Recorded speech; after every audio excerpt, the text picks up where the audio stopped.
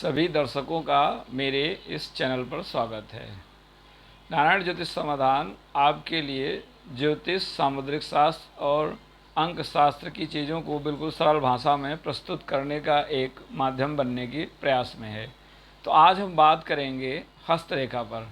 बहुत से लोग अपनी जन्मतिथि नहीं जानते हैं, उनको नहीं पता है कि उनका सही जन्म समय क्या है, जन्म स्थान क्या है, या पता भी होता है तो वो इन चीज़ों को एक दूसरे से शेयर नहीं करते हैं।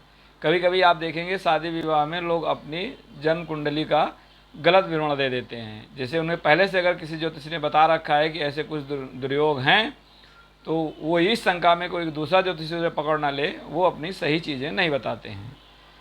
लेकिन ऐसा नहीं है कि केवल आप अपनी कुंडली से ही अपना जीवन समझ सकते हैं। आपके हाथ की रेखाएं भी आपके बारे में बहुत कुछ बताती हैं। आज का जो मुख्य विषय है वो अपने जीवन साथी के प्रति रवैया ठीक है, स्वार्थी है, या आप उससे एक जीवन साथी के रूप में, एक अभिन्न हिस्से के रूप में व्यवहार करते हैं, या केवल आप अपनी बात ही करते हैं। इस चीज़ को समझने के लिए हमें देखना पड़ता है हमारे हाथ की रेखाओं में विभिन्न पर्वत और उंगलियों को। तो अगर हम विवाह या जीवन साथी के परिप्रेक्ष्य में बात करें तो हमारे हाथ में जो अंगूठा है उसका सबसे नीचे का हिस्सा, आपको अंगूठे में केवल 2 पोर दिखाई पड़ेंगे।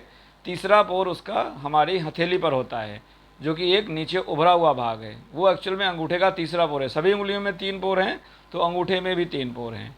तो जो सबसे निचला हिस्सा है वो शुक्र पर्वत कहलाता है, और ये हमारे राजसिक जल तत्व का मुख्य क्षेत्र है। पत्नी के से संबंधित, यानी आपका उसके प्रति जो लगाव है, मानसिक रूप पर लगाव है, जो वैचारिक लगाव है। शारीरिक लगाव की बात अगर हम करें तो वो हम अंगूठे से देखते हैं, और यदि आपका उसके साथ मानसिक, वैचारिक, आत्मीयता भरा लगाव है तो वह हम देखते हैं हमारी सबसे छोटी उंगली के नीचे से।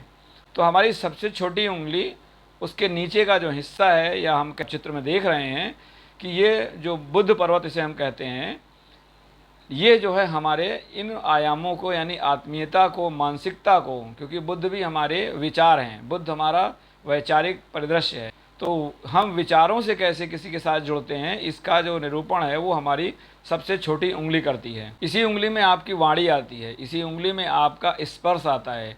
यानी आप स्पर्श आप अपनी पत्नी को या अपने साथी को या किसी को भी जब स्पर्श करते हैं तो आपका स्पर्श के पीछे क्या नज़रिया है वो भी यही उंगली बताती है।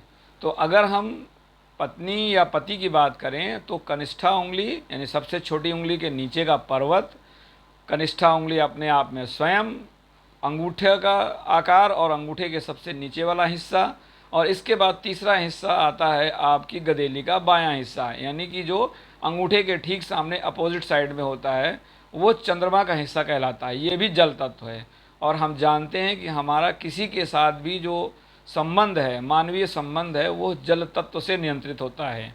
तो अगर हम चंद्रमा को कहें तो चंद्रमा खारा जल है, जिसमें जीवन के सभी तत्व हैं, यानी जितने रस हैं, नमकीन भी है, खट्टा भी है, चटपटा भी है, मीठा भी है।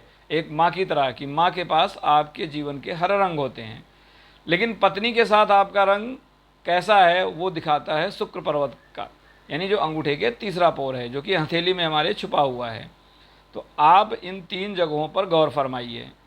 यहीं पर, यानी कनिष्ठा उंगली के नीचे आपके हृदय रेखा होती है, और हृदय भी हमारे किसी भी रिश्ते में बहुत महत्वपूर्ण भूमिका निभाता है।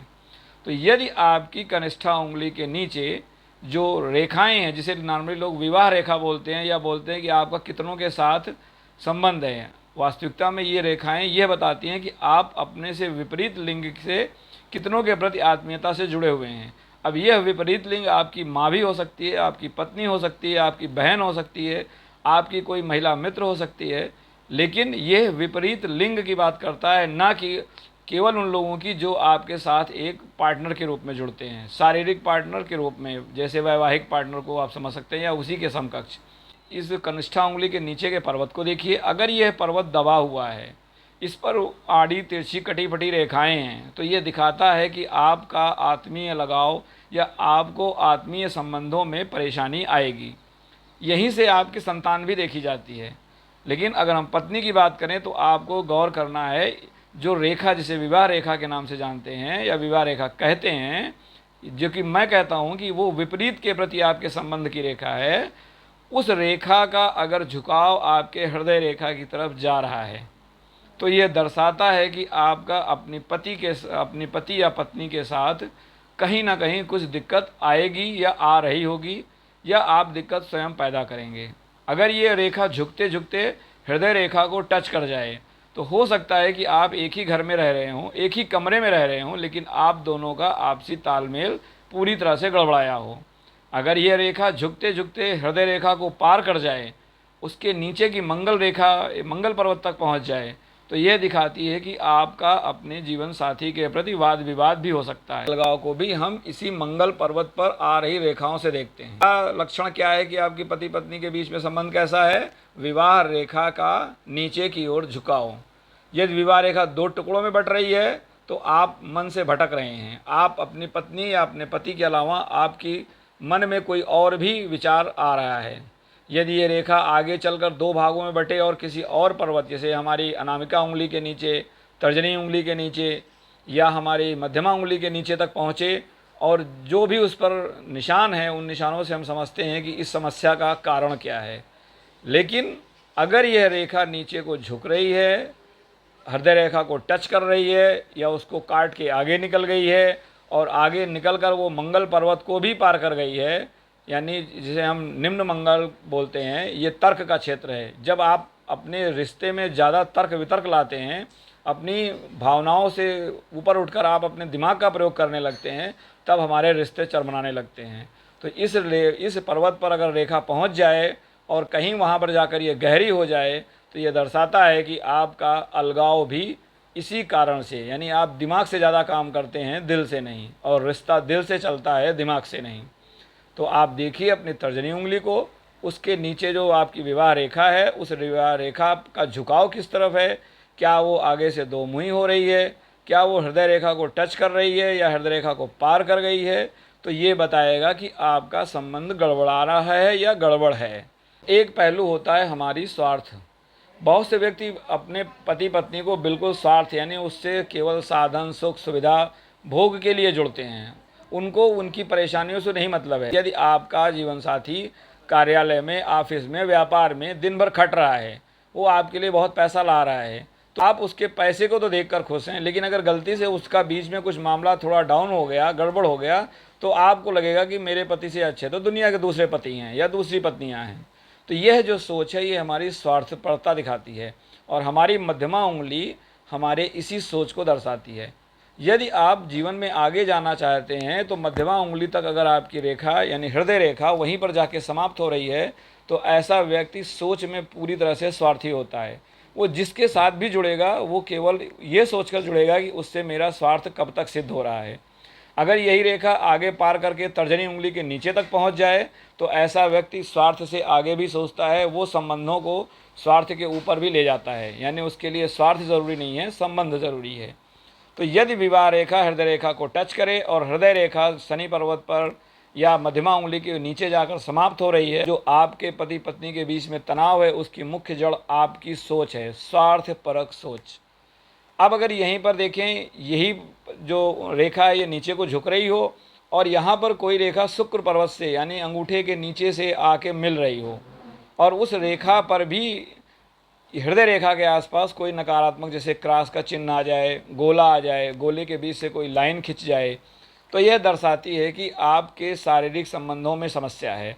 यानी हो सकता है कि आपके जीवन साथी का स्वास्थ्य अच्छा ना हो, उसके अंदर कुछ नपुंसकता जैसे गुण हो, या वो शारीरिक दृष्टि से आपका सहयोग नहीं करता हो, या वो किसी ऐसे गंभीर रोग से ग्रसित हो कि वो चाहकर भी आपके साथ शारीरिक सुख नहीं दे पा रहा हो। तो ऐसे में ये जो मानसिक लगाव है या जो हमारा शारीरिक लगाव है, इन दोनों में शारीरिक लगाव का पहलू कमज़ोर पड़ रहा है। स्त्री के किसी रोग की बात की जाती है या किसी जीवन साथी की अगर शारीरिक समस्या की बात की जाती है तो हम शुक्र पर्वत के नीचे का हिस्सा देखते हैं। इस प्रकार आप अपने शुक्र पर्वत यानी अंगूठे के तीसरे पोर जो कि हथेली पर होता है, उसके पास जो निशान है और वहाँ से क्या कोई लाइन आके आपकी तर्जनी उंगली तक पहुंच रही है, हल्की ही सही हो सकता है, कभी कभी वो दिखती नहीं है, बहुत बारीक होती है। जब आप सुबह सुबह सोकर उठेंगे तो आपकी हाथों में नज़र आएगी, और दिन के जैसे जैसे आप दिन में काम करेंगे तो वो रेखा मिट जाती है या हल्की पड़ जाती है, आपको नज़र नहीं आएगी। अगर ये लक्षण आपके दोनों हाथों में हैं तो आप उसमें हृदय रेखा, मस्तिष्क रेखा और जीवन रेखा, इन तीनों पे आप अपने आयु खंड को पकड़िए। उस आयु खंड में ये समस्या आपके साथ आएगी। हो सकता है अभी आपका आत्मीयता बहुत अच्छी बनी है, लेकिन जिस आयु खंड में यह लक्षण आपको नज़र आएंगे उस आयु खंड में आपको ये समस्या आएगी। तो देखिए कि आप अपने जीवन साथी से किस तरह जुड़े हैं। स्वार्थ के रूप में जुड़े हैं, ज़्यादा दिमाग लगाते हैं, या भावनाओं से सोचते हैं, या केवल आप उसको एक उपभोग की वस्तु मानते हैं। इन सब का दर्पण आपकी उंगली है, आपकी अंगूठा है, आपकी हथेली है। तो आपको कोई कुंडली ना भी बताए तो यदि आप उसका हाथ देख पाएँ तो आप समझ जाएंगे कि उसकी सोच कैसी है। आप समझ सकते हैं कि उसका शारीरिक स्वास्थ्य कैसा है। इस आधार पर आप अपने जीवन साथी के साथ आने वाली समस्याओं से बच सकते हैं। ध्यान रहे, हमारे सनातन धर्म में विवाह को धर्म का फल माना गया है, वो धर्म जो आप पिछले जन्मों से करके आए हैं। इस जीवन में आपके हाथ में विवाह को लेकर कुछ भी नहीं है। अगर आपका विवाह हो रहा है तो आपको साथी वही मिलेगा जो आप धर्म करके आए हैं। बस आपके हाथ में केवल इतना है कि इस जन्म में आप उस धर्म को अधर्म के रास्ते पर जाने से बचा सकें, जिससे कि आपका आगे आने वाला जीवन या आगे आने वाला जन्म और ज़्यादा संतुलित और अच्छा हो सके। आशा है ये विषय आपको समझ आ रहा होगा। ऐसे वीडियो के लिए आप बने रहिए मेरे चैनल पर। आपका दिन शुभ हो। ओम गुरुवे नमः।